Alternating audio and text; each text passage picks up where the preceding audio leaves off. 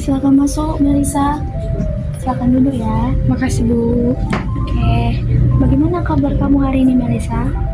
Biasa-biasa aja. Oke.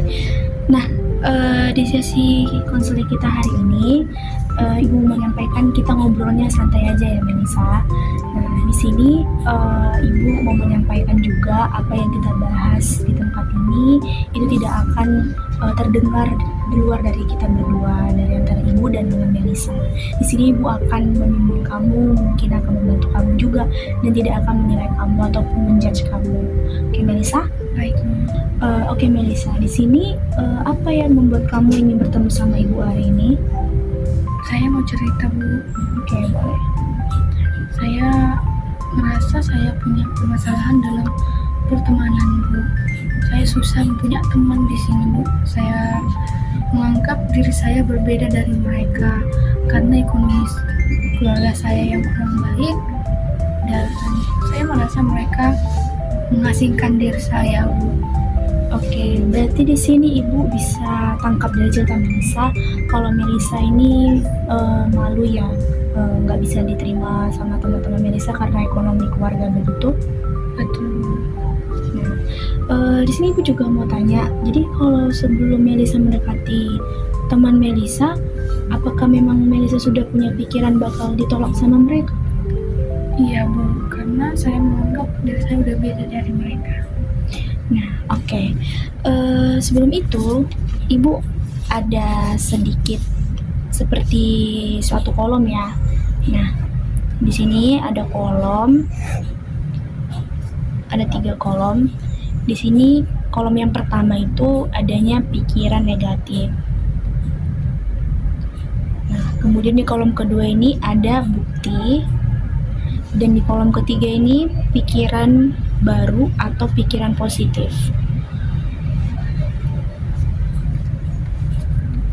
Nah, di kolom ini bisa kita sebut seperti kartu ya, kartu pikiran. Nah, di sini Ibu mau mengajak Melisa untuk kita ungkapkan satu persatu seperti itu. Nah, kalau yang di pikiran negatif ini biasanya pikiran apa yang sering Melisa pikirkan ketika mau berteman dengan teman-teman Melisa? Melisa bisa tulis. Saya merasa sedih Bu, saya merasa malu, saya merasa paling miskin,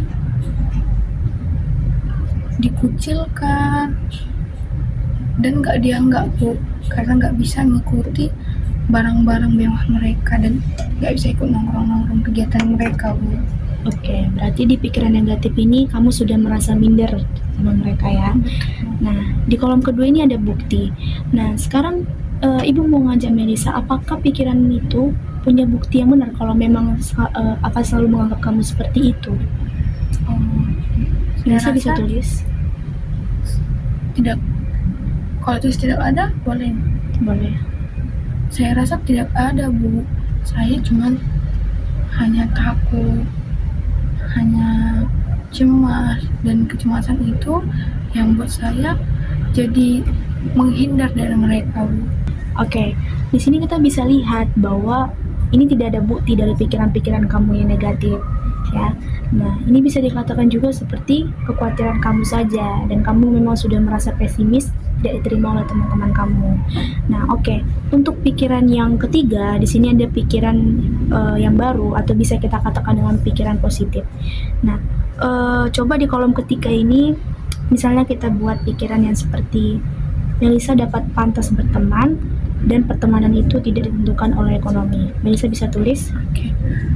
Saya pantas untuk berteman dan keadaan ekonomi saya tidak menjadi penilaian akan pertemanan.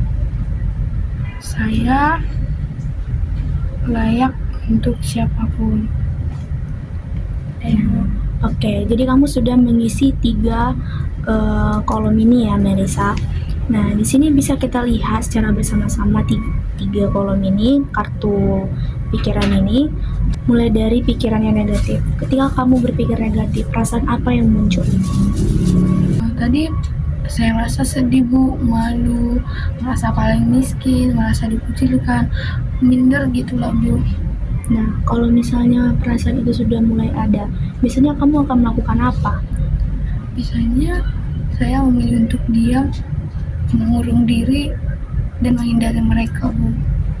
Nah, oke, sekarang kita masuk ke pikiran yang baru ya, pikiran yang positif. Kalau misalnya Melisa mempunyai pikiran yang positif seperti yang Melisa tuliskan ini, nah, perasaan apa yang muncul ketika kamu punya pikiran yang positif seperti ini? Oke, Bu. Kalau mungkin ada pikiran positif ini, saya merasa lebih berani untuk berteman pada mereka, dan kalau misalnya diajak kemana-mana, sudah berani untuk menolak, Bu. Begitu. Oke, nah, sebenarnya ini yang menjadi tujuan kita ya Melisa. Jadi di sini bukan kita langsung berubah, tapi kita akan pelan-pelan untuk melakukan perubahan itu. Oke, sekarang kita bisa buat langkah kecil Melisa. Misalnya besok Melisa datang ke sekolah, Melisa bisa dapat sapa teman Melisa duluan dulu, atau menanyakan suatu hal yang biasa saja. Misalnya sudah ngerjain tugas belum, seperti itu sama teman Melisa, boleh kan? Bisa, Ibu.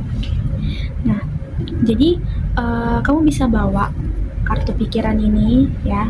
Jadi Melisa bisa baca di bagian pikiran yang positifnya, supaya ketika Melisa merasa minder, Melisa mulai merasa pesimis untuk memulai duluan, Melisa bisa baca kartu pikiran ini. Oke?